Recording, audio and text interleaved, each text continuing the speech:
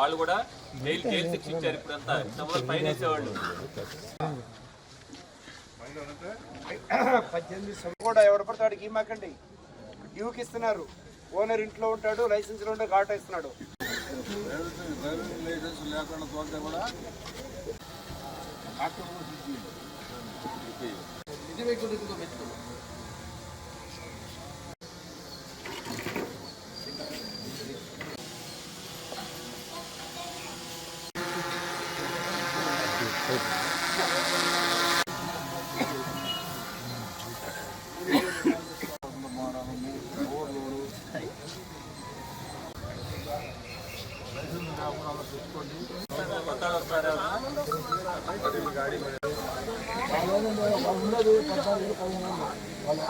వచ్చింది ఇన్ఫర్మేషన్ ఇవ్వండి అని చెప్తే అవన్నీ వద్దు.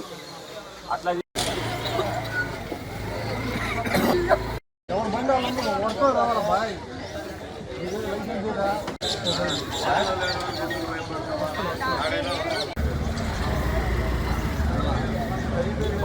మార్పించుకో ఫస్ట్. నువ్వు ఎవరికైనా ఇస్తావు బండి. వెంకటనారాయణ ఉన్నాడు కదా ఓనర్గా డబ్బులు అన్న వచ్చేస్తారు. ఈరోజు మా నెల్లూరు జిల్లా ఎస్పీ మేడం గారి ఉత్తర్వుల మేరకు, వారి ఆదేశాల మేరకు ఈరోజు ఉదయం 5 నుంచి ఇంతవరకు ఈ జన్నాతిప్ప ఏరియాలో కార్డన్ సర్చ్ కార్యక్రమం చేపట్టడం జరిగింది. దీని ముఖ్య ఉద్దేశం ఏమంటే నేరాలను నియంత్రించడం.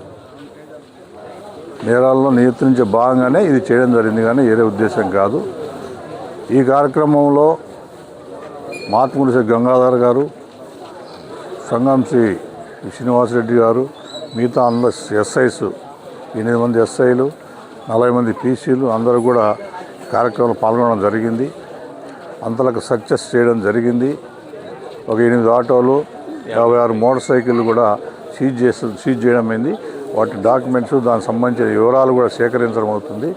ముఖ్యంగా ఈ ప్రాంతంలో బయట నైట్ నుంచి కొత్త వాళ్ళు వస్తున్నారని మాకు సమాచారం. అలాంటి వాళ్ళు ఎందుకు వస్తున్నారు, ఏం చేస్తున్నారు అని చెప్పి తెలుసుకునేదానికి, అదేవిధంగా కొంతమంది రౌడీ షీటర్లు 4 కూడా కస్టడీకి తీసుకోవడం అయింది. వాళ్ళ గురించి తెలుసుకుంటున్నాం, విచారిస్తున్నాం.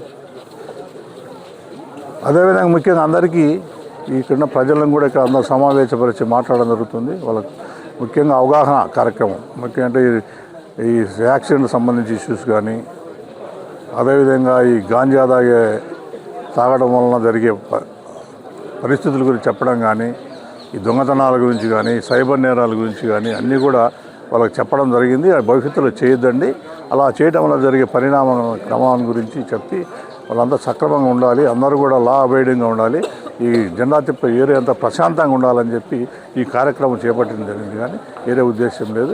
ఇలాంటి కార్యక్రమాలు కంటిన్యూగా చేపడతాం. ఎవరు కూడా ఈ నేరస్తులు కానీ ఎవరు కూడా నేరాలు పాల్పడితే కఠినమైన చర్యలు తీసుకుంటాం.